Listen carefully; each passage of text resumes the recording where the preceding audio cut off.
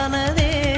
காதல் என்ற மந்திரத்தின் மாயம் என்ன, கல்லும் முள்ளும் இப்போது பூவானதே. வானவில்லின் துண்டொன்று மண்ணில் வந்து யாருக்கும் சொல்லாமல் பெண்ணானதே. தென்மேற்கு பருவக்காற்று